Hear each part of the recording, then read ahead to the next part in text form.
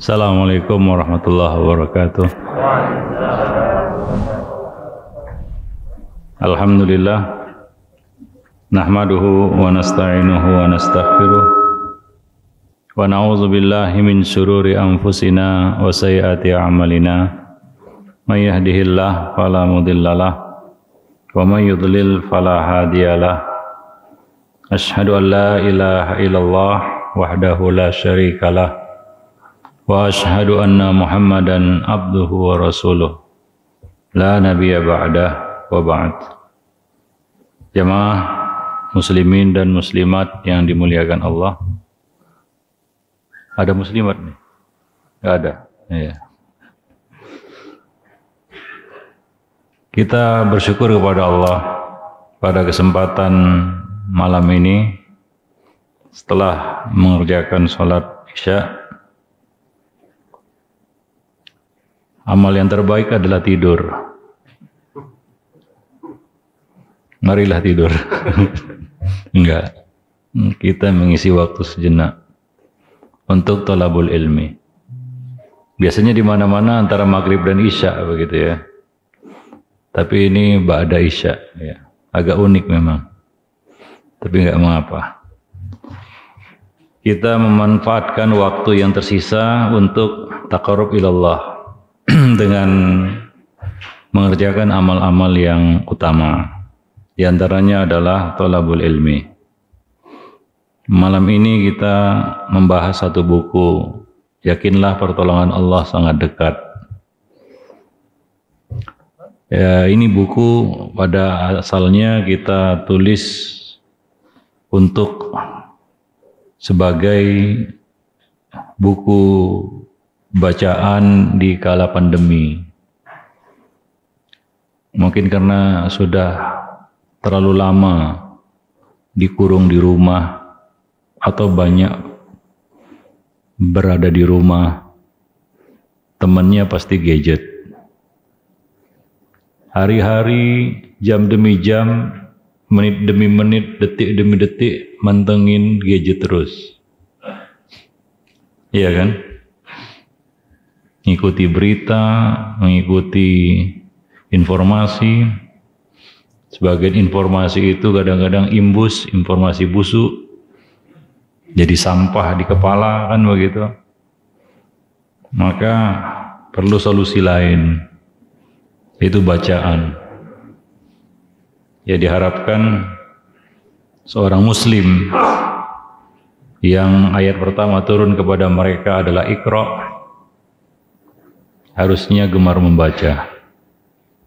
Kita kasih solusi ini, buku bacaan, enggak berat-berat materinya, mudah dipahami dan bermanfaat bagi hati. Maka kita tulislah buku ini, judulnya Yakinlah Pertolongan Allah Sangat Dekat. Ini bukunya. Mungkin baru terbit ya, mungkin belum ada yang memiliki. Baik para jemaah yang dimuliakan Allah. Nah, ini kebetulan ada dibagi-bagi sebagai hadiah, gift ya, bagi yang menginginkannya. Betul. Bagi yang menjawab pertanyaan, kata panitia. Baik. Maka kita akan mengupas ya secara global lah. Nggak mungkin kita kaji halaman demi halaman ya. Mudah-mudahan bermanfaat. Khususnya bagi keluarga, anak istri di rumah. Istri lah ya. Kalau nggak dikasih bacaan, cuma dikasih HP saja, entah apa-apa yang dilihatnya.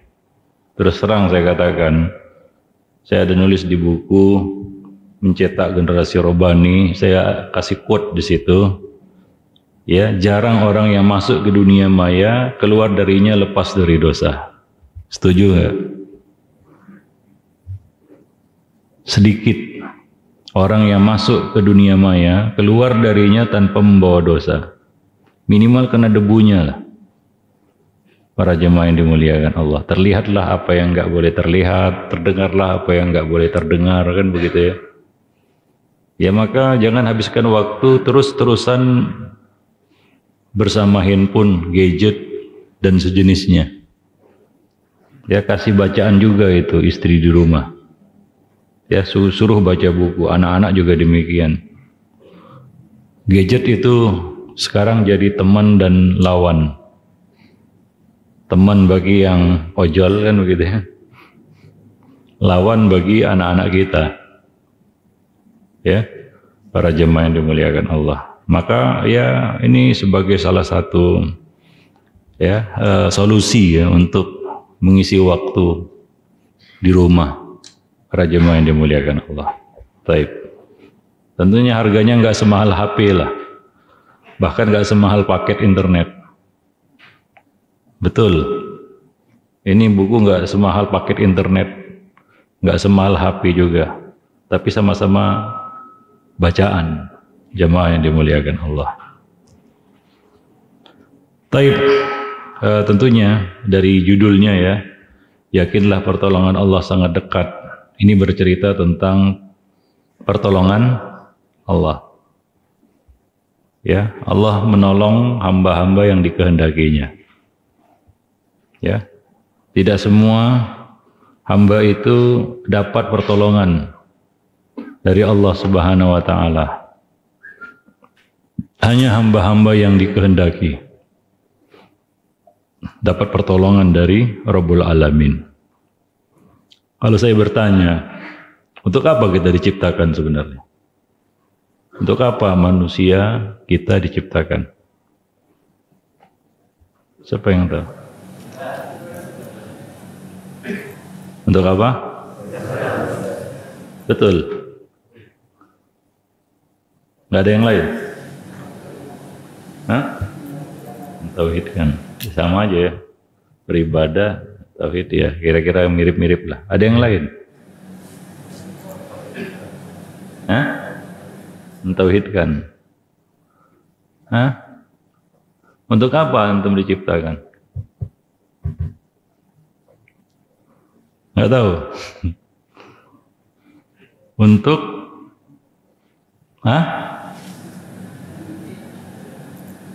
itu jawab kalau 50-50 kayak nggak yakin gitu bukan jawaban.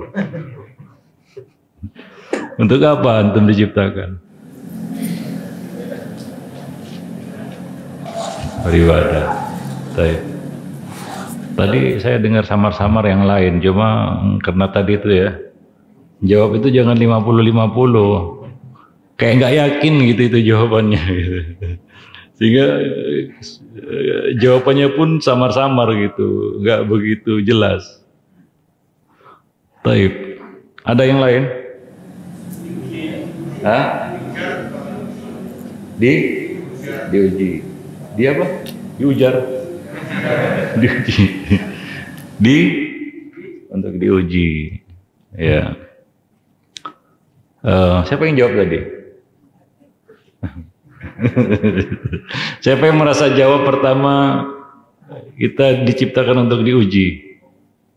Yang merasa di pertama menjawab itu? Iya. Taib, saya tanya berikutnya, dapat hadiah. Apa dalilnya?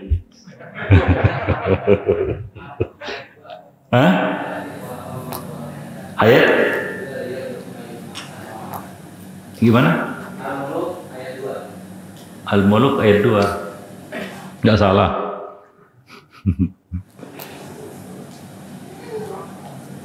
Iya. Nggak apa-apa lah. Nah ini.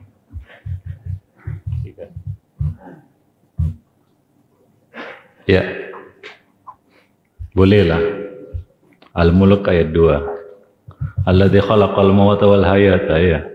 Liyabluwakum ayyukum ahsanu amala. Lebih tepatnya sebenarnya surat Al-Insan ayat 2. Ya. Al-Insan ayat 2. Di situ Allah Subhanahu wa taala menegaskan bahwa salah satu tujuan Allah menciptakan kita adalah untuk diuji. Yaitu firman Allah, inna khalaqnal insana min nutfatin amsyaj nabtalihi faja'alnahu sami'an basira. Sesungguhnya kami menciptakan manusia dari setetes air mani yang bercampur. Ya, air mani laki-laki, air mani perempuan.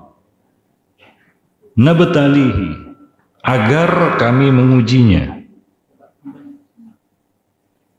Agar kami mengujinya. Jadi kewajiban kita adalah menjalani ujian. Hak Allah menguji makhluknya, ciptaannya. Maka kalau nggak mau menjalani ujian, jangan jadi makhluk. Ya, kita semua pasti diuji dan nggak boleh menggugat. Kenapa saya diuji Allah? Karena kita punya kewajiban untuk diuji. Maka kami jadikan dia mendengar dan melihat. Allah lengkapi kita dengan fasilitas-fasilitas yang istimewa, membedakan kita dari makhluk-makhluk lainnya. Karena Allah persiapkan kita untuk diuji. Artinya kita akan mendapat ujian. Hidup ini akan menghadapi banyak ujian di dunia ini. Di surga nggak ada ujian. Di dunia mustahil kita hidup tanpa ujian. Ya, Allah Subhanahu wa taala menjelaskan tentang ujian. Apa pandangan antum tentang ujian?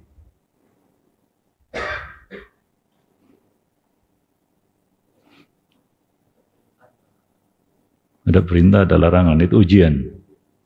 Iya. Perintah larangan itu ujian. Hah? Oh. Ya iyalah. Ujian memang seperti itu. Ada yang gagal, ada yang sukses. Ya. Kalau saya tanya, antum sakit, diuji nggak? Pernah sakit? Pernah ya? Merasa nggak antum sedang diuji waktu sakit? Hah? Terasa?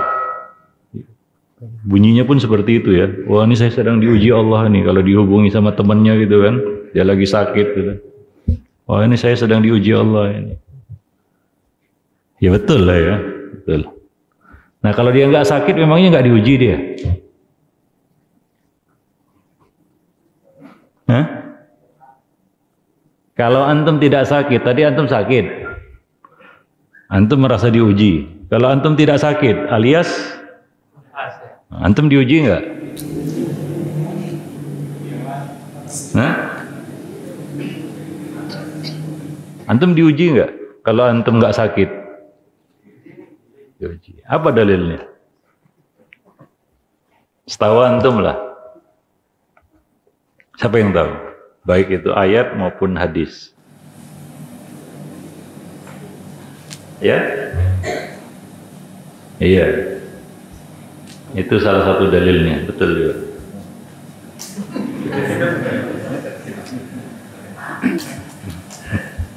Ya, dua nikmat yang buat manusia banyak terpedaya karena dia nggak sadar sedang diuji, yaitu apa? Salah satunya apa? Sehat.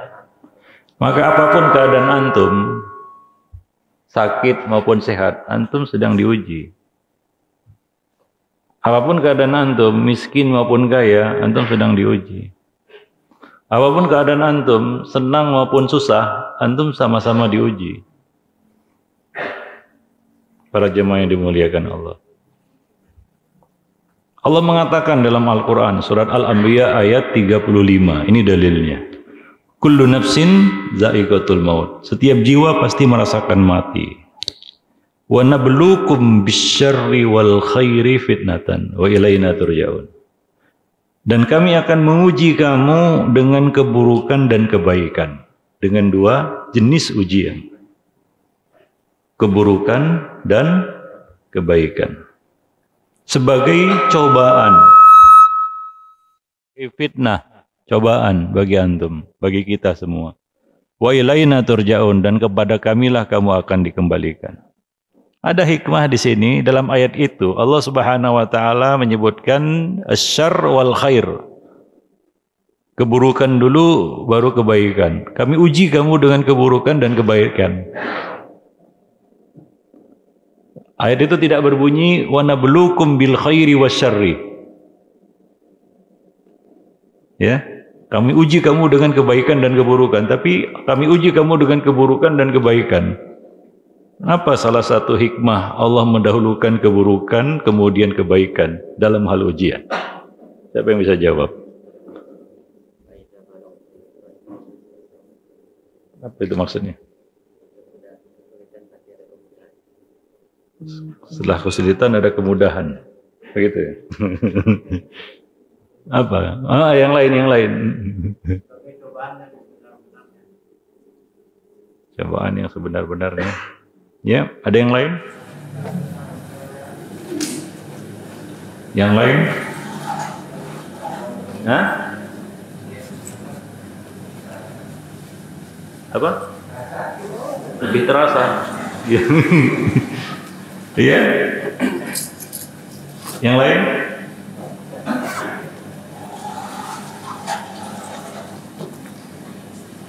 Bukan itu. Di sini Allah mendahulukan asyar wal kemudian baru menyebutkan khair dalam hal ujian. Kami uji kamu dengan keburukan dan kebaikan. Ya.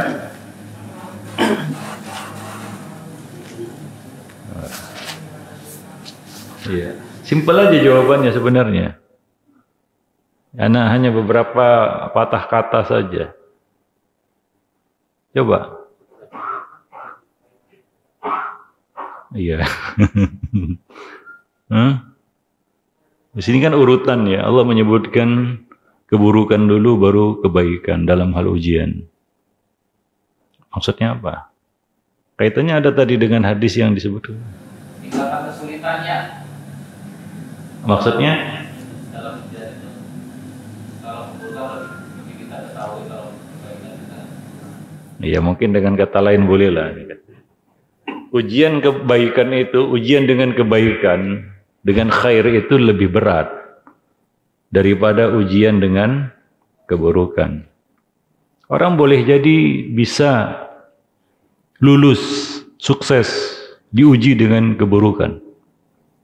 Tapi belum tentu sukses diuji dengan kebaikan. Dengan nikmat maksudnya.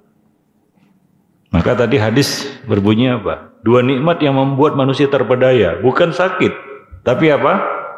Sehat. Ya, bukan ujian sakit, enggak. Tapi ujian sehat. Itu yang banyak membuat manusia gagal. Ketika dia dikasih sehat. Antum dikasih sakit doa, dikasih sehat gak doa? Betul nggak? Atau sama-sama doa? Taruhlah sama-sama doa, mana yang lebih khusyuk? Doa waktu sakit atau doa waktu sehat? Kenapa? Ya merasa lebih dekat ya dengan kematian. Dekat dengan Allah Subhanahu wa taala waktu sehat, ya seolah-olah kita tidak butuh Allah Subhanahu wa taala. Begitu mudah kita melupakan Allah saat kita diuji dengan khair. Maka ini berat. Ini tingkatan ujian. Dalilnya ada. Kisah 3 orang. Antum pernah dengar kisah ini?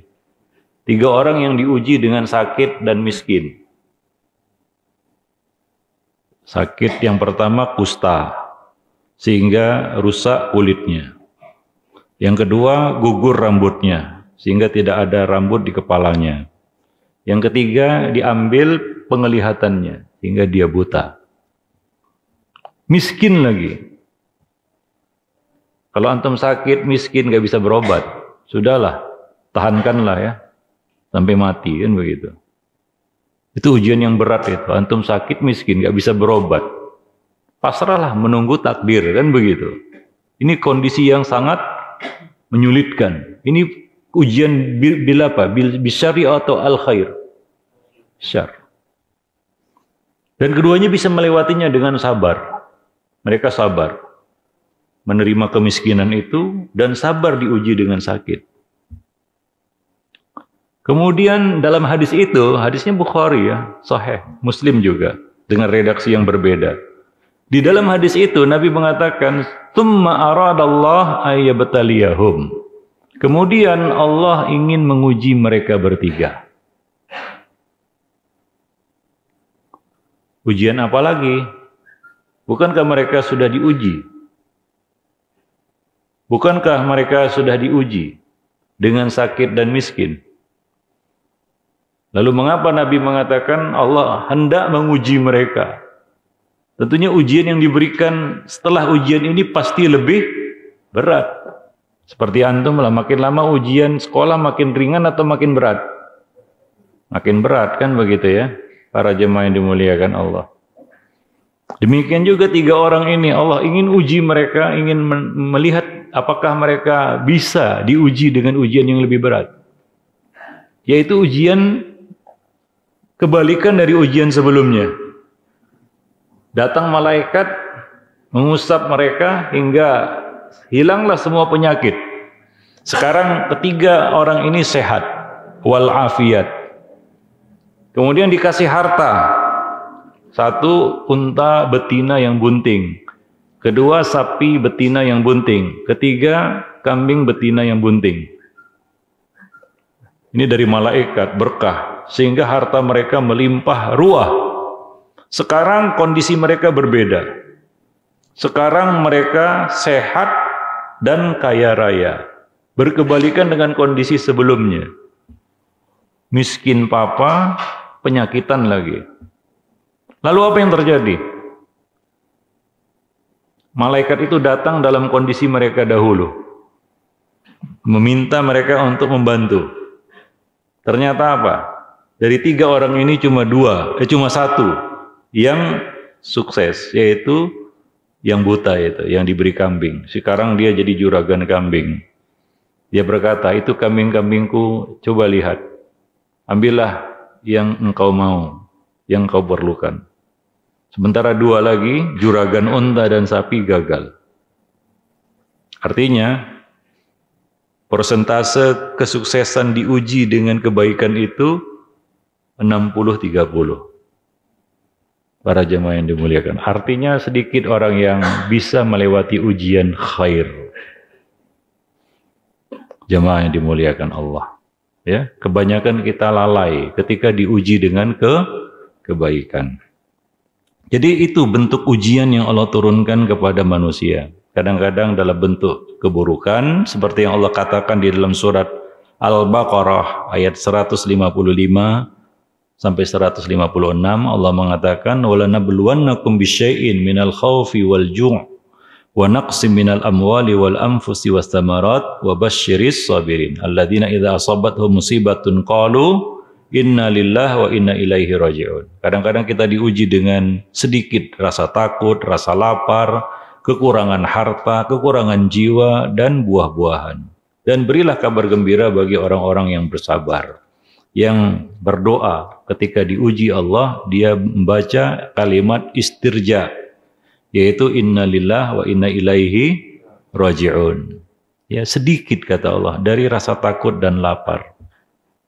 Ya, dan kekurangan dari harta, jiwa dan buah-buahan. Hari ini kita diuji Allah, mungkin ada yang kurang pendapatannya.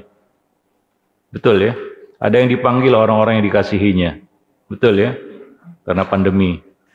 Ya, ada juga yang kekurangan makanan. Ya, kekurangan buah-buahan. Para jemaah yang dimuliakan Allah. Ya, dan tentunya itu adalah satu ujian yang Allah takdirkan, tetapkan atas kita. Ya, manusia, makhluknya. Kita pasti diuji Allah Subhanahu wa taala. Tujuannya adalah agar Allah ingin memisahkan mana yang benar imannya dan mana yang dusta imannya. Allah mengatakan dalam ayat yang lain, surat Al-Ankabut ayat 1 sampai ayat 2, Alif Lam Mim, ahasiban nas ayyutraku ayyaqulu amanna wa hum la yuftanun. Walaqad fatanna alladhina min qablihim fala ya'lamanna Allahu alladhina sadaqu wa la ya'lamanna al-kadzibin.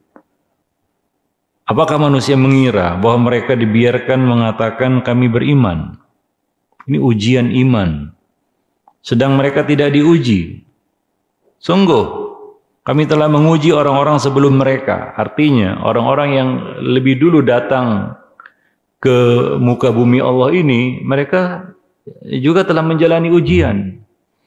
Apakah kita akan lolos dari ujian sementara mereka diuji? Tentunya tidak. Apa beda kita dengan mereka? Sama. Mereka diuji, kita juga diuji. Ya, tujuannya apa? Agar Allah mengetahui. Allah tahu. Tapi sebagai hujah bagi manusia itu sendiri. Allah tahu, bahkan sebelum manusia itu diuji. Tapi Allah menguji ini sebagai suatu hujah. Agar kami mengetahui, agar kamu tahu mana orang-orang yang benar imannya dan mana orang-orang yang dusta. Ya, yang palsu imannya. Ya, yang dusta imannya. Itu dapat diketahui dari ujian yang Allah berikan. Artinya apa? Ujian itu akan menentukan tingkatan derajat martabat manusia di sisi Allah Subhanahu wa ta'ala. Maka jangan kesal kalau dapat ujian. Ya, jangan kita bersuuzon kepada Allah ketika Allah menguji kita. Tadi kan kita sebutkan bahwa kita hidup memang untuk diuji. Bagi seorang mukmin dia mengetahui dan memaklumi itu. Yang kedua, ini adalah satu ajang ujian untuk menentukan tingkatannya di sisi Allah Subhanahu wa ta'ala. Ya, maka dari itu dahulu para sahabat itu merasa khawatir, cemas kalau mereka merasa tidak dapat ujian dari Allah Subhanahu wa ta'ala yang berarti bagi mereka.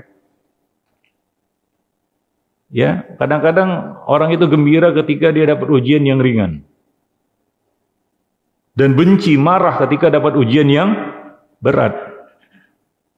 Kalau saya katakan antum kelas 6 SD, lalu dikasih ujiannya, pertanyaannya 1 tambah 1 sama dengan berapa? Apa artinya itu? Bayangkan antum kena anak kelas 6 SD ini, kemudian antum dikasih ujian 1 tambah 1 sama dengan berapa? Itu artinya apa? Iya. Itu artinya antum sedang diremehkan dan direndahkan. Ya, para jemaah yang dimuliakan Allah. Ya. Nah, dan Allah tidak akan memberikan ujian itu kecuali menurut kadar kemampuan. La yukallifullahu nafsan illa wus'aha. Artinya apa? Anak kelas 1 SD tidak akan ditanya pertanyaan-pertanyaan yang diajukan kepada anak kelas 6 SD.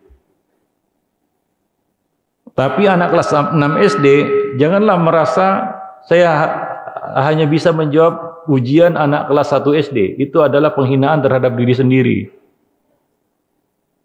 Maka kalau antum mendapat ujian agak berat, jangan jengkel.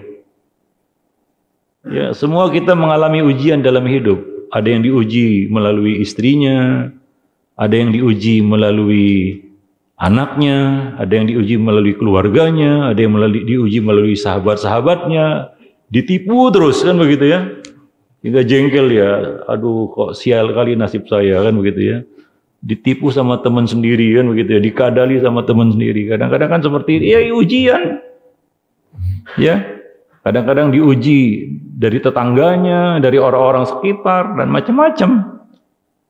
Para jemaah yang dimuliakan Allah. Maka kita jangan jengkel menghadapi ujian dari Allah Subhanahu wa ta'ala. Kita tidak menantang, ya Allah uji saya dengan ujian yang berat, tidak. Tapi kita yakin ketika Allah menguji kita itu tidak melebihi kemampuan kita. Ya. Terasa berat, ini berarti apa? Wah, ini mungkin tingkatan iman saya sudah levelnya itu. Terus positive thinking ya. Dengan takdir yang Allah tetapkan atas kita. Dan itulah ujian para jemaah yang dimuliakan Allah. Karena melalui ujian itu pula Allah Subhanahu wa ta'ala menawarkan surganya. Surga Allah itu salah satu harganya adalah ujian yang Allah berikan kepada hamba itu. Kalau dia sukses, maka bayarannya surga. Ya, kalau dia sukses melewati ujian-ujian yang Allah berikan, maka bayarannya surga. Allah mengatakan dalam surat Al-Baqarah ayat 214, Am hasibtum an tadkhulul jannah walamma ya'tikum mathalul ladzina khalau min qablikum. Apakah kamu mengira akan masuk surga begitu saja, lenggang kangkung, tanpa melewati ujian? Tidak mungkin. Kenapa? Karena itu menyalahi sunnatullah yang telah berlaku atas orang-orang sebelum kita. Bagaimana kata Allah? Walamma ya'tikum matsalul ladzina khalau min qablikum. Sementara kamu belum melewati, merasakan apa yang telah dirasakan dan dilewati oleh orang-orang sebelum kamu. Massathumul ba'sa'u wad-dharra wa zulzilu. Mereka ditimpa malapetaka dan kesengsaraan serta digoncangkan dengan berbagai macam goncangan. Ya, saking kerasnya ujian itu hatta yaqular rasulu walladzina amanu ma'ahu, hingga orang berkatalah Rasul dan orang-orang yang beriman bersamanya. Apa kata mereka? Mata nasrullah, kapan turunnya pertolongan Allah? Pernahkah kita diuji dengan satu ujian dari Allah hingga kita berkata sudah nggak bisa apa-apa lagi, dan kita berkata kapan turunnya pertolongan Allah? Saking kita tidak tahu lagi apa yang mau kita buat. Pernahkah kita melewati masa-masa seperti itu? Ya, coba lihat dalam kehidupan kita. Mungkin kita pernah melewati masa-masa seperti itu. Ya, kita pun berkata, kapan turunnya pertolongan Allah? Kapan saya ditolong Allah ini? Maka Allah menghibur kita dengan mengatakan, ala inna nasrallahi qarib. Ingatlah, ketahuilah sesungguhnya pertolongan Allah itu sangat dekat. Karena pertolongan Allah itu ada di balik pintu kesabaran. Innaman nasr ma'as sabar. Sesungguhnya pertolongan itu turun di balik kesabaran. Kita hanya perlu bersabar. Saya ada nulis buku, belum terbit memang. Judulnya yang Anda perlukan hanyalah bersabar. Karena di balik pintu sabar itulah pertolongan Allah Subhanahu wa ta'ala. Ayat ini menjelaskan kepada kita satu hal. Ya. Ayat ini menjelaskan kita satu hal. Apa itu? Siapa yang tahu?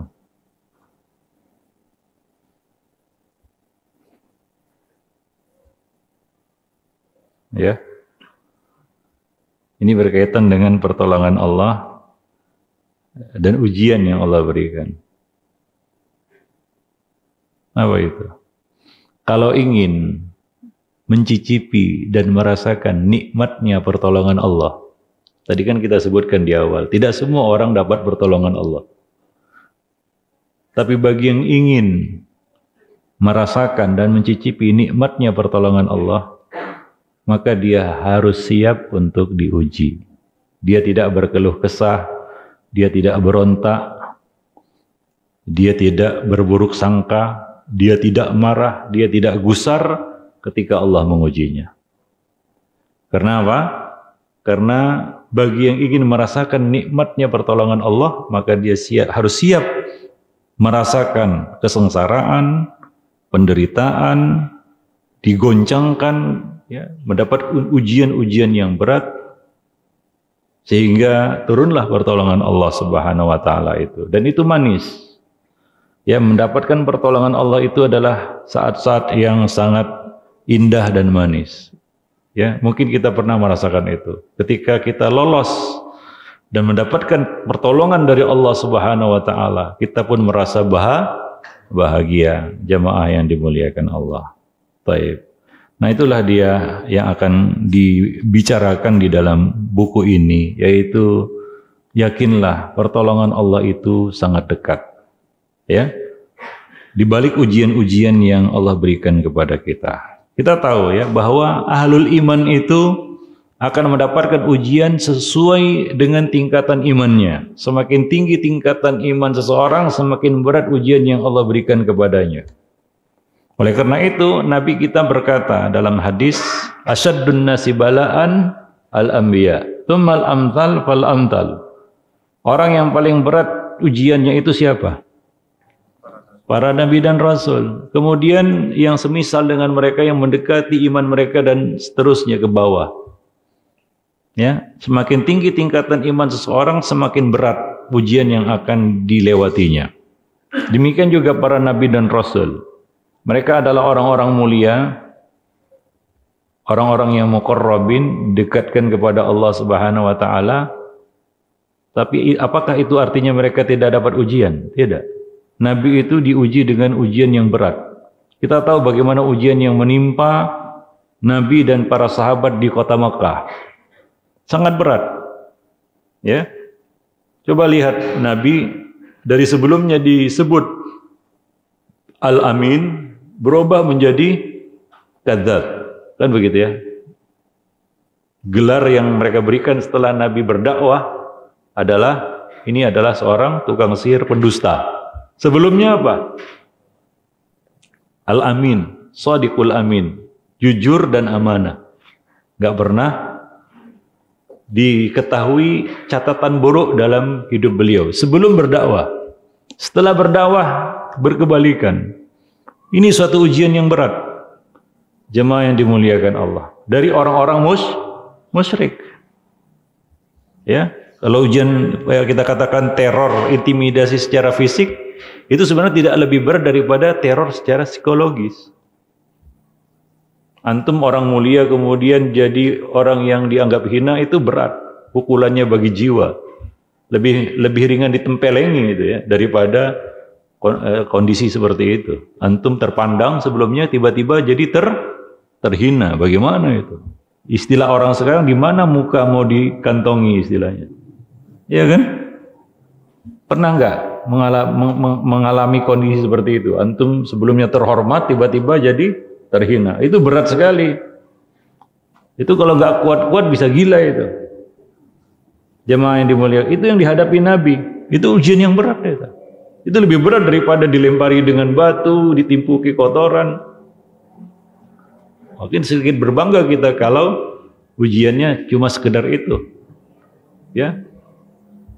Dipukuli orang, ya. Mungkin orang menganggap wah, ya, korban kan gitu. Mungkin kita bisa, tapi ya dibalik keadaan kita dari terhormat menjadi suatu yang dihinakan, wah ini berat sekali. Dan itu yang dihadapi Nabi SAW. Orang-orang yang dulu mengatakan beliau Al-Amin, Shadiqul Amin, tiba-tiba mengatakan beliau adalah tukang sihir yang gila, pendusta, dan lain sebagainya. Para jemaah yang dimuliakan Allah. Jadi ujian para nabi itu berat. Dan nabi diuji itu dengan berbagai macam ujian. Setiap nabi dan rasul itu ujiannya macam-macam. Ya. Contohnya apa? Nabi Nuh alaihi salam diuji dengan apa? Anaknya. Tadi itu ujian yang berat bagi seorang nabi ya. Tidak mampu dan kuasa, dan memang bukan dalam kuasa nabi dan rasul memberikan hidayah kepada siapa yang dicintainya. Anaknya tidak dapat hidayah. Itu ujian yang Allah berikan kepada Nabi Nuh. Dan itu berat. Jemaah yang dimuliakan Allah. Ya, ketika Nabi Nuh memanggil anaknya. Saat itu banjir sudah melanda manusia. Ya, Nabi Nuh dan orang-orang yang beriman bersama beliau sudah naik ke atas perahu, kapal. Apa yang dilakukan oleh Nabi Nuh ketika melihat anaknya terombang-ambing di atas gelombang ombak banjir itu? Apa kata Nabi Nuh saat itu?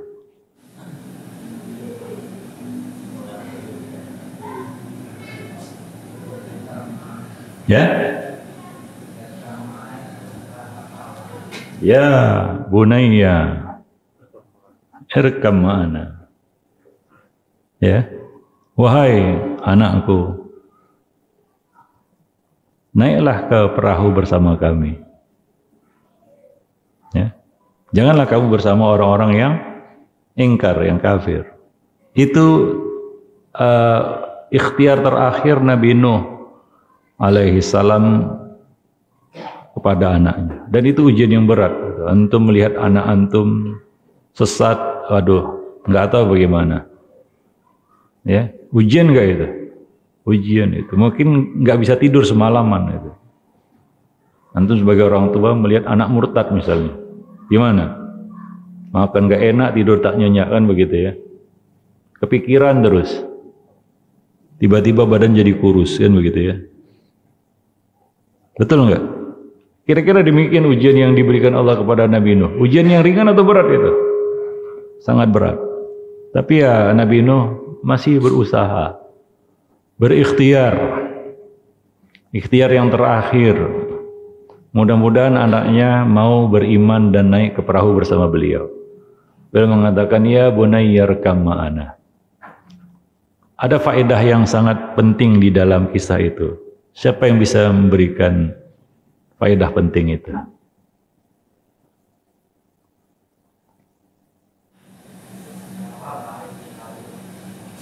Hah? Dawang. Iya. Yang lain? Iya. Gak salah sih semuanya. Cuma bukan itu yang kita maksud di sini. Ini kaitannya antara Nabi Nuh dan anaknya. Iya, betul. Semua betul jawabannya. Cuma ini kaitannya antara ayah dan anak.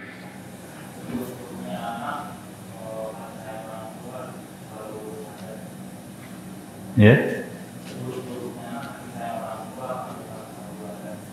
Seburuk-buruknya anak, kasih sayang orang tua harus selalu ada. Ya. Bagus juga ya. Ya walaupun nggak tepat-tepat sekali, tapi saya kasihlah buku ini nih, mendidik anak tanpa amarah ini. Sebenarnya jawabannya berkaitan dengan ini. Oke, kasih bukunya. Oh, alhamdulillah itu buku parenting itu. Udah punya anak? Insya Allah, ya insya Allah. Sedang proses. Ya baca dulu itu. Al ilmu qoblal qawli wal amal itu. Taib, coba lihat bagaimana Nabi Nuh bisa menahan emosi di situ. Kadang-kadang kita ya, para orang tua di sini ya, anak itu tidak tumbuh menurut apa yang kita kehendaki. Kadang-kadang orang tua suka kecewa karena membandingkan anaknya dengan anak orang lain. Kenapa anak saya tidak seperti anak orang lain? Lalu dia marah sama anaknya.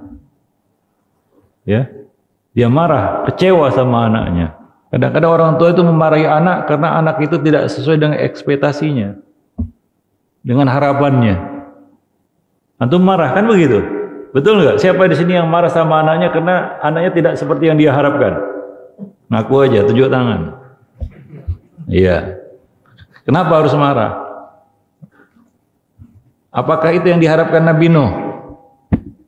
Anaknya tenggelam? Tentu tidak. Nabi Nuh tidak mengharapkan anak itu seperti itu. Tapi Nabi Nuh tetap mendahulukan kasih sayang tadi. Walaupun itu kondisi yang tidak beliau harapkan sebenarnya. Nabi Nuh pasti tidak mengharapkan itu atas anaknya. Ya. Karena Nabi Nuh mengatakan inna amalun ghairu saleh. Allah mengatakan inna amalun ghairu saleh. Itu amal yang tidak baik. Dan Nabi Nuh tahu itu. Ya, tapi beliau berusaha, ikhtiar sampai titik darah penghabisan istilahnya. Bagaimana anak ini bisa menerima hidayah? Tidak dengan marah-marah, mencela, memaki. Mungkin kita kalau posisinya Nabi Nuh saat itu, apa yang terlontar dari mulut kita? Coba antum bayangkanlah. Dalam kondisi seperti itu, gelombang sudah besar, membuat yang lainnya tenggelam, anak kita terombang-ambing di situ. Kita ajak nggak mau juga. Kira-kira apa yang terlontar dari mulut kita? Dasar anak degil, kelas kepala, apa macam-macam lah Pak ya. Marah, kesel, jengkel, begitu. Ya, mungkin itu yang terlontar dari lisan kita saat itu. Tapi Nabi Nuh tidak, Pak. Itu saya sebutkan di buku itu.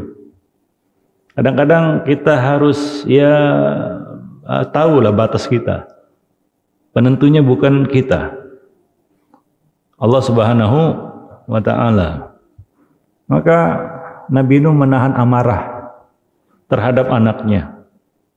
dan mencoba untuk melakukan pendekatan yang mungkin bisa diterima, yaitu dengan lemah lembut. Walaupun kondisinya sudah seperti itu. Ya bunayyar kamana, wahai anakku, naiklah ke perahu bersamaku. Dengan kelemah lembutan, berharap bisa diterima. Walaupun itu gak jaminan ya. Tapi akan lebih buruk lagi kalau Nabi Nuh memaki-maki anaknya di situ. Betul nggak? Oh, dasar anak nggak tahu diri apa segala, udah nggak tahu bersyukur, sudah 900 tahun didakwahi, diajari, nggak mau nurut juga kan gitu ya. Kalau kita mungkin seperti itu yang kita bilang, karena kita kecewa sama anak kita. Nah, ini adalah salah satu metode pendidikan. Bagaimana orang tua itu tetap harus menahan amarah dalam kondisi-kondisi yang sulit sekalipun. Maka saya tulis buku itu. Antum sudah memiliki bukunya. Coba baca antum sebagai orang tua. Sebenarnya saya juga ingin membahas buku itu di sini. Mendidik anak tanpa amarah. Karena banyak orang yang protes juga. Saya nulis buku itu banyak yang protes juga. Ah, ini nggak ngada-ngada, ini nggak mungkin, masa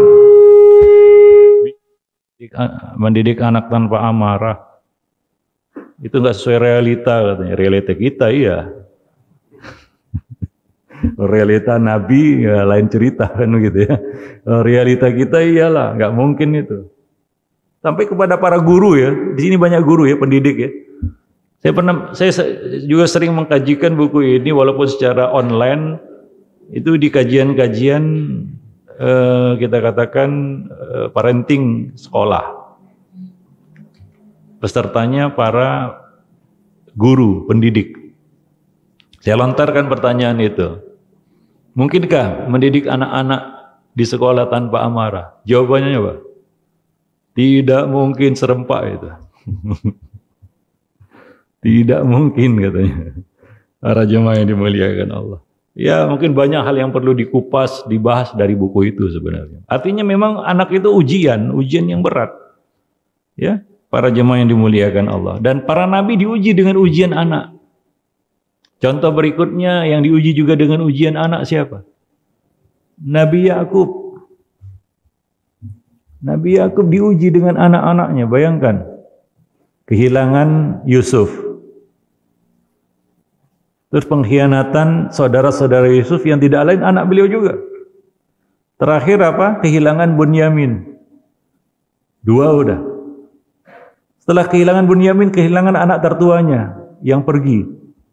Kadang merasa bersalah kan begitu, ini ceritakan dalam Al-Quran ya. Tapi apa kata Nabi Yakub?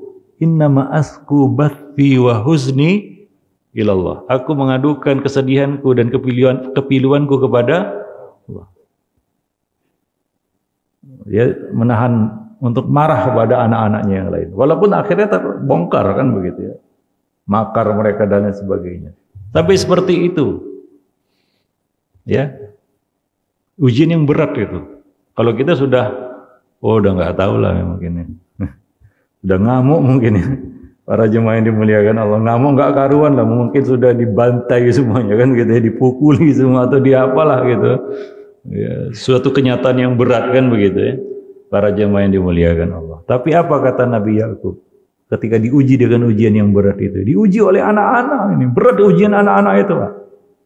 Seperti antum lah, pusing 7 keliling di rumah sekarang diuji sama anak-anak yang belajar di rumah kan begitu ya. Ya kan? Ujian yang berat itu. Para nabi diuji yang lebih berat dari itu. Apa kata beliau? Innama ashku bathi wa huzni ilallah. Aku mengadukan kesedihanku dan kepiluanku kepada Allah Subhanahu wa taala. Para jemaah yang dimuliakan Allah. Dan banyak lagi cobaan-cobaan yang Allah berikan kepada para nabi dan Rasul. Jadi tingkatan ujian itu ditentukan dengan tingkatan iman. Itu berbanding lurus jemaah yang dimuliakan Allah. Sehingga ya para sahabat itu mendatangi Nabi karena sudah merasa tidak tahan dengan intimidasi secara fisik, diteror, disiksa kan begitu dengan siksaan yang hebat. Mereka datang kepada Nabi dan minta supaya Nabi berdoa kepada Allah. Mungkin itu sebagai jalan pamungkas kan begitu ya. Nabi berdoa makbul kan begitu ya. Minta berdoa kepada Allah lepas dari semua penderitaan ini. Apa kata Nabi waktu itu? Sungguh. Ini jawaban yang di luar dugaan para sahabat ya. Melapor kondisi yang sangat menyakitkan bagi mereka. Tapi jawaban Nabi kepada mereka ini mungkin mereka tidak menduganya. Apa kata Nabi? Sungguh orang-orang sebelum kalian telah diuji dengan ujian yang lebih berat. Ada yang disisir dengan sisir dari besi hingga terkelupas kulitnya. Ada yang digergaji hingga terbelah dua badannya. Ya, tapi itu tidak mengeluarkan mereka dari iman. Sungguh kalian akan berjalan dari Yaman dari Hadramaut ke Syam tanpa ada seorang pun yang mengganggu kalian. Yaitu apa? Kejayaan akan Allah berikan kepada agama ini. Tapi kamu apa kata Nabi? Kaum yang terburu-buru. Apa maksudnya terburu-buru di sini? Kurang sabar. Walakinnakum qaumun mustajilun. Kamu ini terlalu terburu-buru, minta supaya diberi kemenangan. Sabar.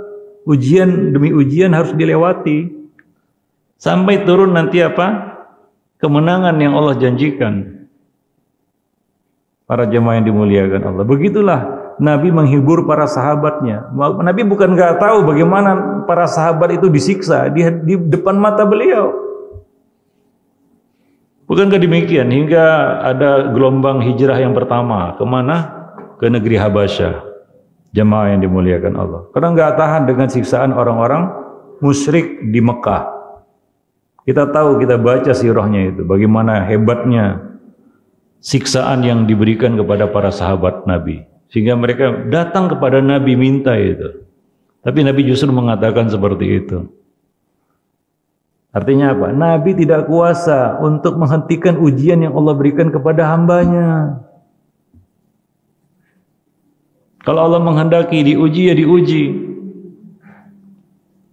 Tapi jangan buruk sangka dengan ujian yang Allah berikan. Yang kita perlukan hanyalah bersabar. Jangan terburu-buru.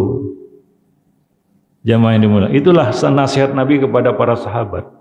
Yang pada akhirnya 10 tahun kemudian ketika turun idza jaa nasrullahi wal fath.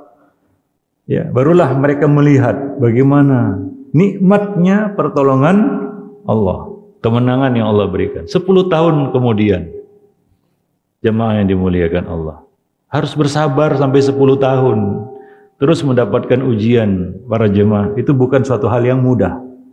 Itu di Mekah, di Madinah, apakah Nabi sepi dari ujian? Tidak. Bahkan ujian di Madinah itu tidak kalah beratnya daripada ujian di Mekah. Kalaulah di Mekah beliau dapat ujian dari para orang-orang musyrik ya. Di Madinah dapat ujian dari siapa? Dari orang-orang munafik. Ujian yang paling berat siapa yang tahu? Yang Nabi jalani di kota Madinah, yang beliau terima di kota Madinah. Iya, fitnah Aisyah, betul. Fitnah itu kisah ifki ya, hadisatul ifki. Ya, peristiwa ifki, yaitu apa itu intinya? Tuduhan yang dialamatkan kepada siapa? Aisyah. Tahukah siapa Aisyah itu?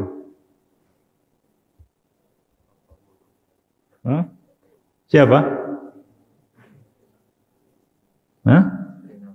Ya iyalah. Yang lain. Tahukah siapa Aisyah itu?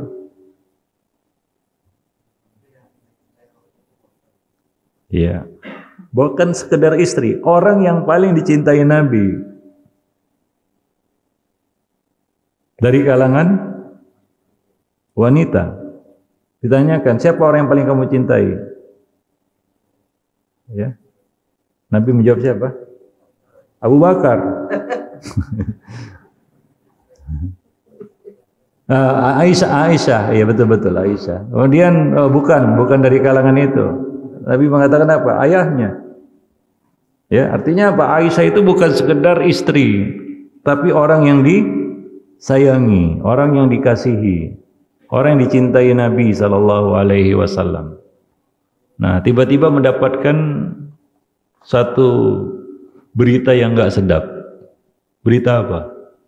Yang mengguncangkan kota Madinah, bayangkan itu. Kalau sekarang jadi viral lah istilahnya ya. Apa istilah sekarang? Ya, jadi viral ya. Heboh satu Madinah hingga nyaris dua kabilah yang sebelumnya sudah bersatu itu berpecah, berperang karena fitnah itu antara Aus dan Khazraj. Bayangkan itu besarnya fitnah itu, fitnah hadisatul ifki itu. Dan ini menimpa siapa? Rumah tangga Nabi. Bayangkan. Seorang Nabi, hingga Nabi belum mampu menentukan sikap karena menunggu turunnya apa? Wahyu dari langit. Siapa yang ada di belakang fitnah ini? Orang-orang munafik. Itu ujian berat. Jamaah yang dimuliakan Allah tidak menurunkan sampai 40 hari ya. Itu bukan masa yang mudah untuk melewati masa 40 hari. Rumah tangga kita penuh dengan apa? Ujian, gonjang-ganjing dan lain sebagainya. Isu yang ya kita katakan kalau orang biasa ya mungkin enggak seheboh ketika seorang tokoh mendapatkan ujian seperti itu, yaitu keluarganya dituduh melakukan suatu perbuatan keji. Jamaah yang dimuliakan Allah. Itu menimpa rumah tangga Nabi, itu ujian yang berat. Ya. Dan itu menimpa orang yang dikasihi Nabi. Ya dapat kita bayangkanlah, antum diterpa isu yang gak sedap, istri yang antum cintai dan antum percayai tiba-tiba diisukan selingkuh gitu, dan antum tidak tahu kebenarannya. Bagaimana suasana hati? Galau kan gitu ya. Macam makan buah si malakama gitu ya kan begitu ya. Nah demikian ya. Nggak dimakan sayang, dimakan mabuk, itulah kira-kira ya. Dimakan mati ayah, tidak dimakan mati ibu, itu makan buah si malakama istilahnya itu. Dibuang sayang, dimakan mabuk, itulah kira-kira. Nah. Dan Nabi tidak bisa menentukan sikap hingga turunlah berita dari langit, dan tidak langsung turun berita dari langit, harus menunggu beberapa waktu hingga nyaris, dan banyak yang terlibat di dalamnya, bahkan sebagian sahabat seperti siapa? Hasan bin Thabit dan lain-lain, hingga harus menjalani hukuman qadzaf. Para jamaah yang dimuliakan Allah, ini fitnah yang besar, ujian yang besar juga bagi seorang nabi ya. Ternyata apa? Allah uji rumah tangga beliau juga. Maka kalau kita dapat ujian dalam rumah tangga kita, Nabi mendapatkan ujian yang lebih berat dari itu. Ya, kalau kita bicara tentang masalah rumah tangga, wah, pasti setiap kajian apapun judulnya, pertanyaan pasti tentang kisruh rumah tangga, kan gitu ya. Melaporkan istrinya, melaporkan suaminya. Nah, itu masih ringan.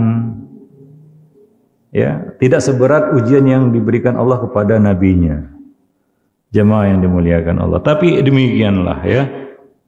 Melalui itu Allah Subhanahu wa taala mengangkat derajat seorang hamba. Hingga seorang nabi pun perlu diuji dengan hal-hal seperti itu. Para jemaah kaum muslimin yang dimuliakan Allah, ya. Nah, taib. Jadi ahlul iman itu akan diuji oleh Allah Subhanahu wa taala. Taib. Nah, seorang mukmin berbeda dengan yang lain. Ketika dia dapat ujian dari Allah, dengan modal imannya dia bisa tegar. Ya, seorang mukmin dengan imannya dia harus tegar menghadapi cobaan. Ya, Allah mengatakan di dalam Al-Qur'an, "Ma asaba min musibatin illa biidznillah, Tidak ada satupun musibah yang menimpa seseorang kecuali dengan izin Allah. Wa may yu'min billah yahdi qalbah. Barang siapa yang beriman kepada Allah, Allah akan berikan petunjuk ke dalam hatinya di dalam menjalani ujian musibah itu. Ya, bagi yang beriman. Maka disitulah ya kita katakan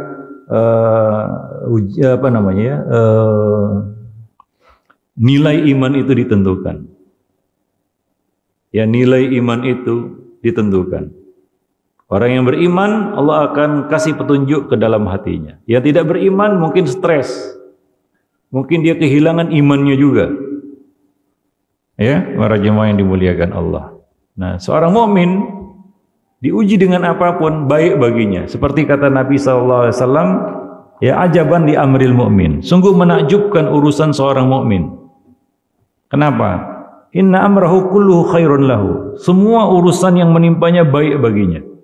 Yaitu apa? Dia bisa konversikan menjadi sebuah kebaikan. Diuji dengan kesulitan, dia sabar. Diuji dengan kemudahan, kelapangan, dia syukur.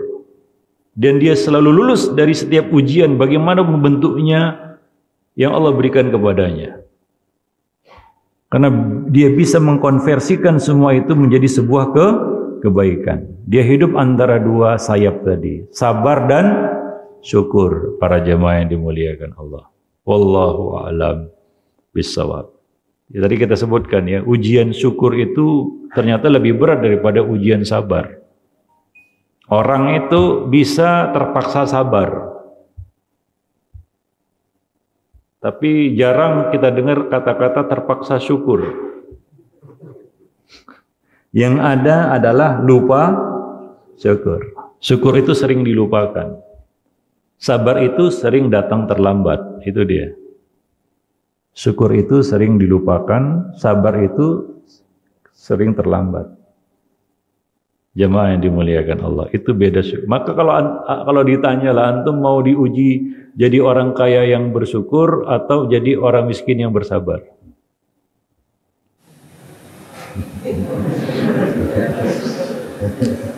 Ya, senyum-senyum jawabannya. Antum mau diuji dengan kaya lalu antum bisa bersyukur, atau diuji dengan miskin antum bisa bersabar? Apa pilihan antum?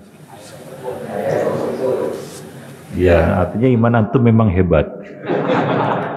Karena antum memilih ujian yang lebih berat. Asal jangan gagal aja kan gitu ya.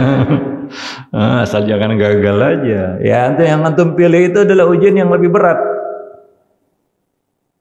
Ya, mungkin yang berkata, Ustadz, saya lebih memilih diuji dengan miskin bersabar. Mungkin dia tahu kadar imannya.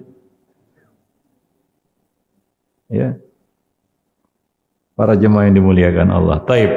Nah, begitulah seorang mukmin berbeda dengan orang yang tidak beriman atau lemah imannya. Ujian itu bisa menjadi satu seperti kiamat kecil baginya. Menjadi titik balik dalam kehidupannya. Berubah, hancur, rata segalanya karena ujian. Ada yang enggak seperti itu? Banyak. Karena dia tidak punya modal iman di dalam menghadapi ujian. Ujian menjadi anti klimaks istilahnya. Ya, ketika diuji ingin naik tingkatan justru menghancurkan segalanya. Jangan sampai seperti itu. Karena kita semua pasti diuji. Tapi jangan sampai ujian itu menjadi anti klimaks bagi kita. Karena kita tidak punya iman untuk menghadapinya.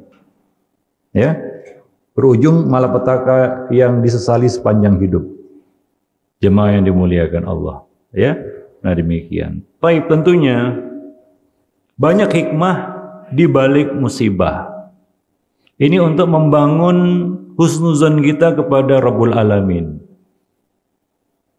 Ya, kita harus tahu hikmah di balik musibah yang Allah berikan kepada kita. Ya. Karena kita ya tadi ya harus membangun prasangka yang baik kepada Allah Subhanahu wa taala. Karena Allah mengatakan dalam hadis qudsi, ana inda dhanni 'abdi bi. Aku selalu mengikuti persangkaan hambaku terhadapku. Jika dia bersangka baik, maka aku akan beri kebaikan. Jika dia bersangka buruk terhadap Allah, maka Allah akan beri keburukan. Dan musibah kadang-kadang membuat orang itu bersangka buruk kepada Rabb-nya. Maka ada baiknya kita harus tahu hikmah di balik musibah.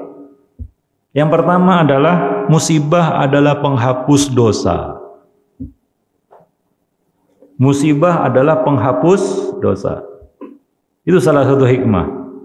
Ya, apa kata Nabi SAW? Ma min muslimin yusibuhu adzan mim maradin fama siwahu illa hattallahu bihi sayyiatihi kama tahuttus syajaratu waraqaha. Tidaklah seorang muslim tertimpa suatu kesulitan berupa penyakit atau sejenisnya atau selainnya, melainkan Allah Subhanahu wa taala akan menggugurkan dosa-dosanya bersamanya seperti pohon yang menggugurkan daun-daunnya. Artinya ini adalah salah satu bentuk takfirus sayyiat wal khotoya, penghapus dosa dan kesalahan. Memang berat kita lewati ujian itu, tapi itu adalah ya kita katakan salah satu cara Allah untuk membersihkan dosa-dosa kita. Ya. Diriwayatkan dari Abu Sa'id Al-Khudri, ia bercerita, ada seorang laki-laki bertanya kepada Rasulullah. Dia berkata, "Beritahukan kepadaku tentang penyakit-penyakit yang menimpa kami ini." Ya seperti sekarang, kita diuji dengan apa? Ya wabah corona, kan begitu ya. Apa yang akan kami peroleh karenanya?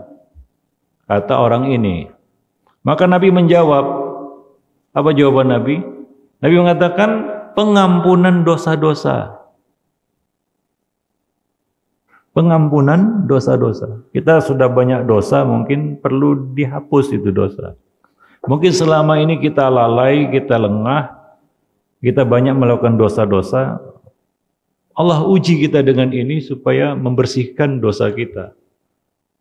Termasuk ujian COVID ini. Membersihkan harta kita juga ya. Awal-awal COVID kan masih belum goyang gitu ya, karena masih banyak tabungannya. Masih bisa hidup mantap, makan tabungan kan gitu ya.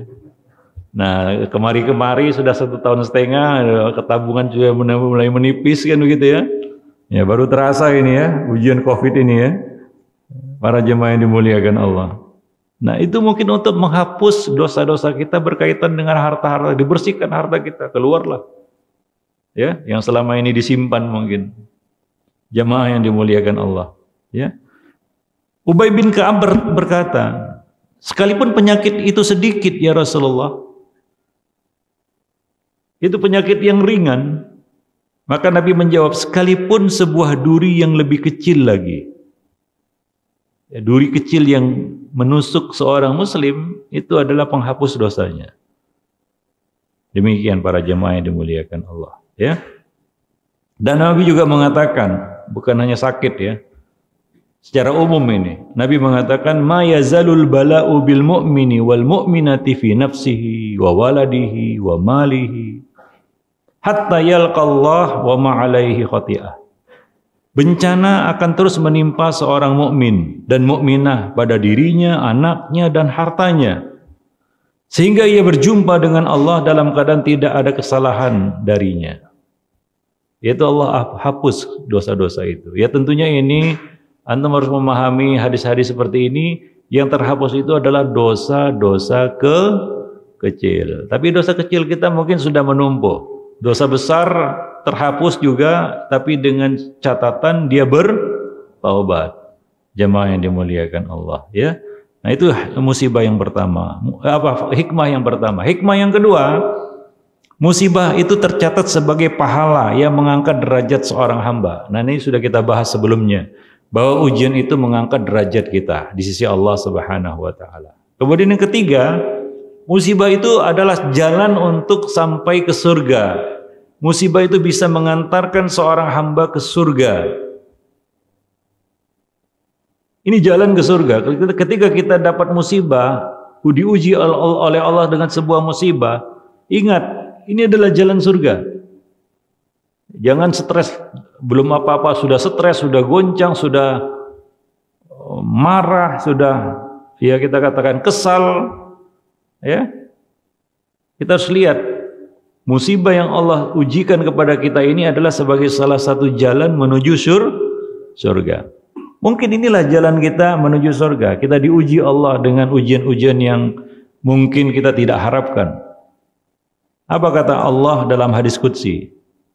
Ibna Adam, wahai anak Adam, in sabarta wahtasabta inda sadmatil ula, jika engkau sabar dan mengharap pahala, tidak berkeluh kesah, tidak ngamuk, tidak marah, tidak jengkel, inda sadmatil ula, ketika musibah itu menimpa kamu pertama kali, lam arda thawaban dunal jannah, dan niscaya aku tidak akan ridho bagimu balasan selain surga. Tapi catatannya apa? Sabarnya di awal ya, bukan di akhir. Ihtisabnya itu di awal, bukan di akhir. Nabi mengatakan indas sadmatil ula, pada saat awal musibah menimpa. Karena di situ diuji bagaimana kita ya menyikapi takdir Allah Subhanahu wa taala itu. Para jemaah yang dimuliakan Allah. Maka apa kata Allah dalam diskusi itu? Aku tidak meridhoi balasan bagimu selain surga. Jemaah yang dimuliakan Allah. Maka ini merupakan salah satu jalan ke surga, ya, musibah yang Allah timpakan kepada kita. Taib. Nah, itu beberapa hikmah ya. Allah Subhanahu wa taala menguji kita, ya. Nah, demikian. Wallahu a'lam bishawab. Taib. Biasanya sampai jam berapa ini? Sampai jam berapa? Jam 9. Ada tanya jawab? Oh, di sini nggak langsung. Nah, ya, ada yang kita sudahi dulu sampai di sini ya, mungkin sudah cukup ya materi yang kita sampaikan. Nah, berikutnya saya kasih kesempatan untuk bertanya. Langsung. Siapa yang mau bertanya? Yang mana? Yang sana? Iya itu. Tadi dalam surat Al-Insan itu kan Allah menciptakan manusia untuk diuji. Kemudian Allah memberikan pendengaran dan penglihatan. Bukankah hewan juga mempunyai pendengaran dan penglihatan? Apa maksudnya? Ya, bagus ya pertanyaannya. Wa ja'alnahu sami'an basira. Kami jadikan dia mendengar dan melihat. Mendengar dan melihat. Ini pertanyaannya bagus. Saya kasih bukunya lah. Bagus. Tapi apa memang betul-betul nggak tahu atau untuk mengajari yang lainnya? Bukan. Bukan untuk mengajari yang lainnya. Kalau untuk mengajari yang lainnya saya kasih speaker supaya dijelaskan. Hadiahnya bertambah. Taib. Ini pertanyaannya bagus ini ya. Ayatnya berbunyi tadi ya. Inna khalaqnal insana min nutfatin amsyajin nabtalih. Faja'alnahu sami'an basira. Sesungguhnya kami menciptakan manusia dari setetes air mani yang bercampur untuk mengujinya, dan kami jadikan dia, manusia itu, anak Adam itu, insan itu, sami'an basira, mendengar dan melihat. Pertanyaan teman kita ini, apa kaitannya ya, hikmahnya Allah memberikan itu? Sementara hewan juga diberikan penglihatan dan pendengaran. Iya. Siapa yang bisa menjawab? Sebelum saya jawab, ada nggak yang mau menjawab? Ya mungkin sedikit ada kaitannya dengan pertanyaan tadi. Karena kata saudara kita tadi, hewan kan juga diberi pendengaran dan penglihatan. Ya. Apa? Keadilan gimana?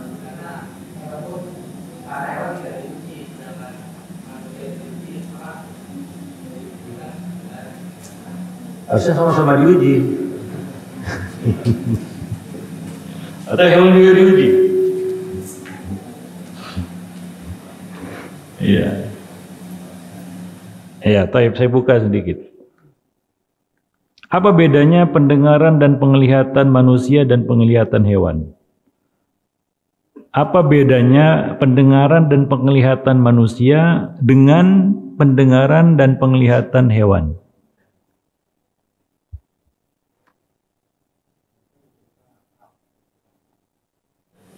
Ya. Hewan yang memiliki akal. Iya. Ya, itu ya, ya iyalah. Susah juga kalau yang diberi akal. Nanti ada kebun manusia bukan kebun binatang. Iya kan? Ya repot lah kalau hewan juga diberi akal. Nanti ada juga nanti kebun manusia itu bukan kebun binatang. Iya betul sih. Cuma bukan itu ya. Kaitannya dengan ujian ya.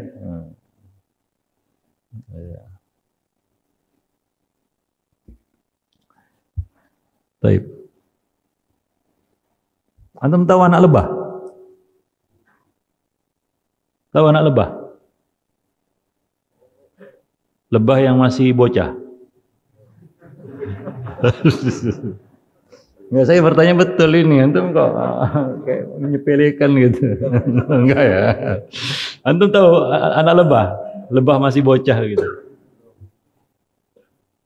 Pernahkah lebah yang masih bocah ini belajar sama ibunya untuk buat sarang?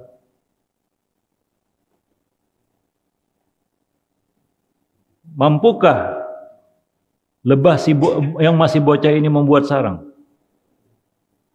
Mampu. Walaupun dia nggak belajar sama siapa-siapa.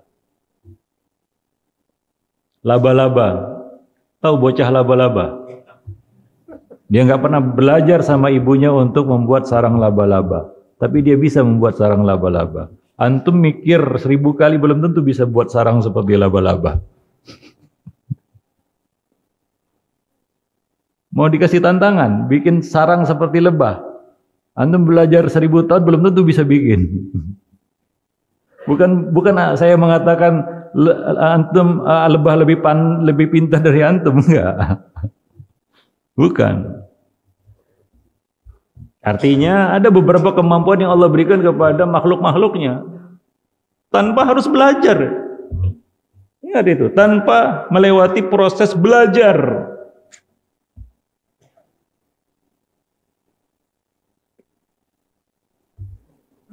Antum kalah sama anak lebah.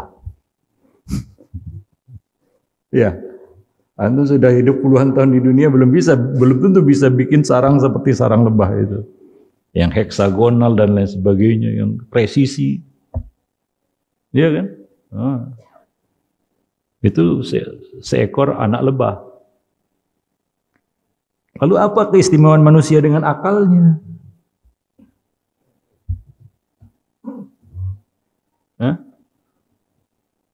Taib. Jadi Allah sebutkan di sini dua hal. As-sam'u wal basar. Ya. As-sam'u wal basar. Itu dua sifat Allah juga. Allah sami'an basira, betul ya? Sama enggak penglihatan Allah dengan penglihatan kita? Jelas tidak. Sama enggak penglihatan manusia dan pendengaran manusia dengan penglihatan dan pendengaran hewan? Tidak. Walaupun sama-sama pendengaran dan penglihatan. Sampai di sini paham ya? Paham? Ya, alhamdulillah. Kita lanjutkan penjelasannya. Antum ikuti dari awal tadi, dari lebah tadi. Ya, Allah kasih keistimewaan bagi pendengaran dan penglihatan manusia dibandingkan dengan pendengaran dan penglihatan hewan. Di mana? Di mana?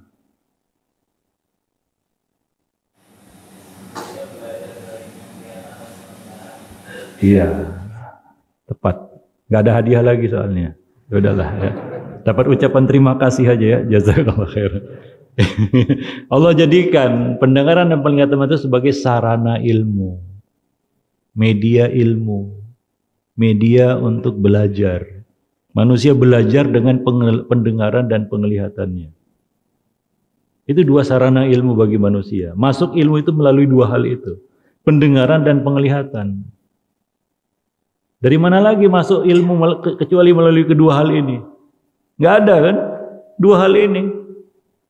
Pendengaran dan penglihatan. Antum bisa belajar, antum bisa menuntut ilmu.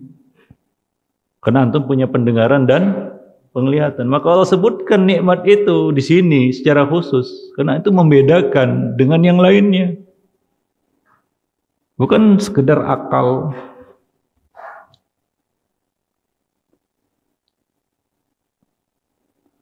Saya ada nulis buku. Judulnya Ayat-ayat Allah pada tubuh manusia. Betul ya? Ada pernah dikajikan di sini? Masih mukaddimah mungkin. Itulah penyakit kita.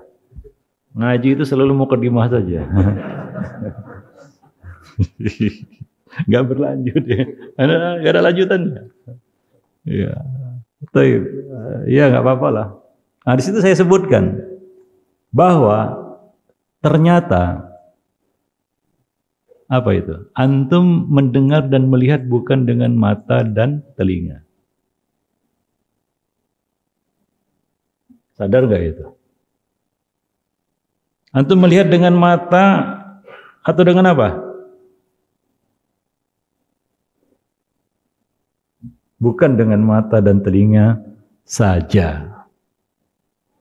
Makanya kalau mata antum dipindahkan ke kepala orang lain, bisa nggak? Donor mata misalnya, bisa nggak? Bisa.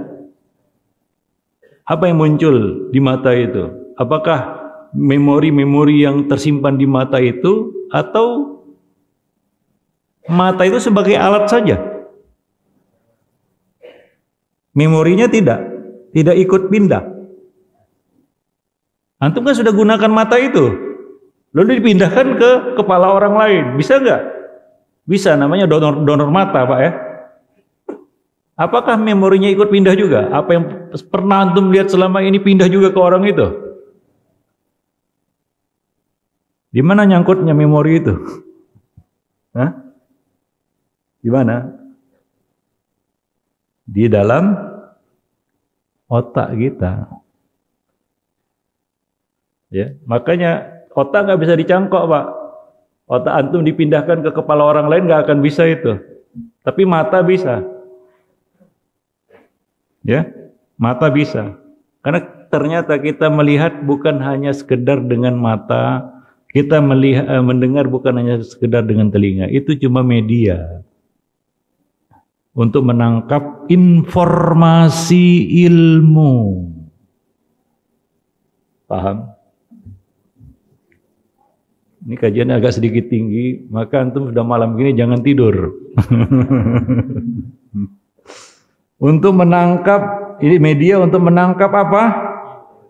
Informasi ilmu. Itu yang paling penting dari tugas mata dan telinga. Maka dari itu ada perintah dalam Islam untuk menjaga mata dan telinga, betul nggak? Supaya tidak dipakai untuk menangkap informasi busuk, imbus. Kata orang Medan imbus, informasi busuk kan gitu ya. Sampah-sampah informasi, berita-berita sampah. Baik itu yang kita lihat maupun yang kita dengar. Itu merusak. Maka ghaddul basar, kan begitu ya. Menjaga telinga dari syubhat. Ya, dari hal-hal yang tidak boleh didengar, nyanyian dan lain sebagainya yang mengungkapkan kata-kata yang anfaedah dan lain sebagainya. Lahwal hadis kan begitu. Betul nggak? Iya, karena ini bukan sembarang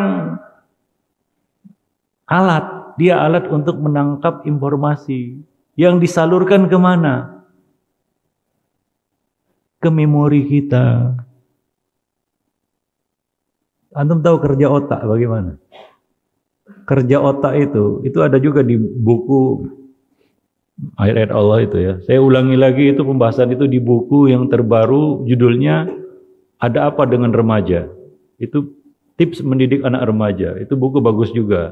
Separuhnya itu ilmu psikologi anak sebenarnya. Itu harus, apalagi yang punya anak remaja dan juga anak-anak kecil yang akan jadi remaja.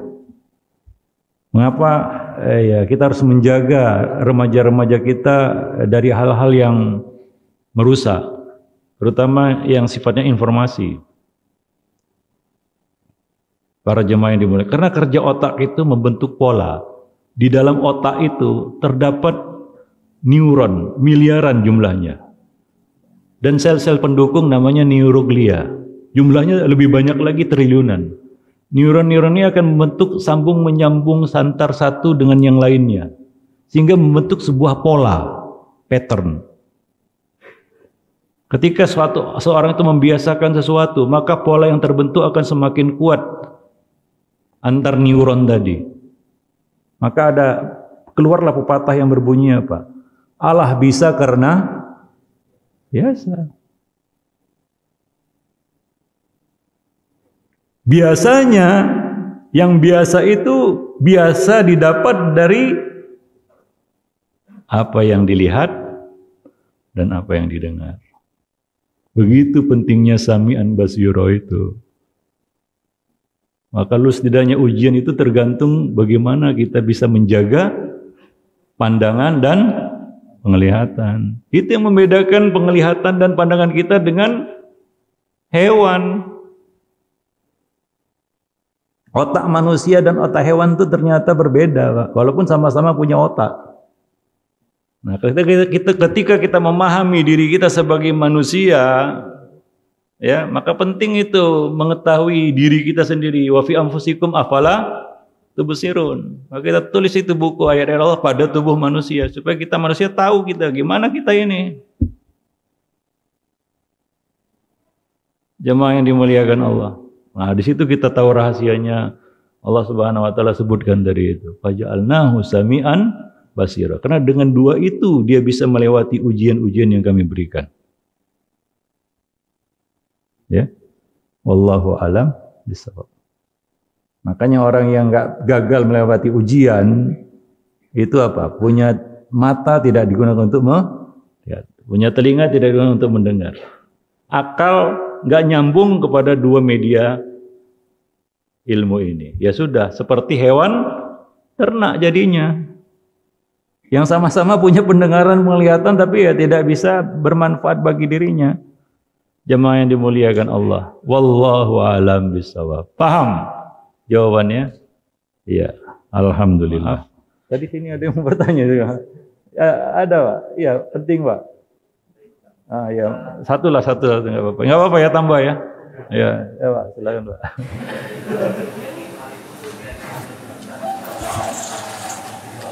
Ya.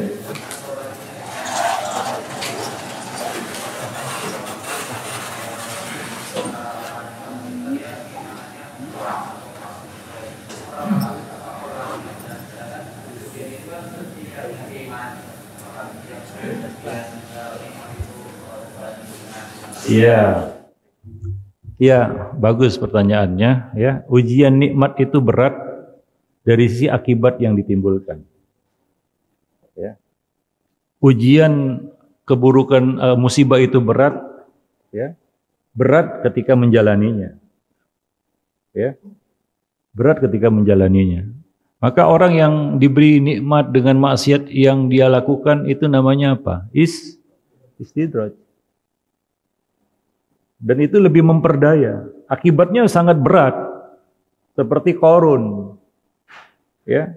Qarun itu masih punya hubungan dengan Nabi Musa, sepupu. Dan dia ya karena dia dekat dengan Nabi Musa, dia ya tahu kewajiban-kewajibannya. Seperti apa? Bayar zakat. Apa yang terjadi pada Qarun ini? Dia menolak itu. Dia diuji dengan kekayaan dan dia berkata, apa katanya? Innama utituhu ala ilmin indi. Aku mendapatkan semua ini karena aku tahu. Apa maksudnya di sini?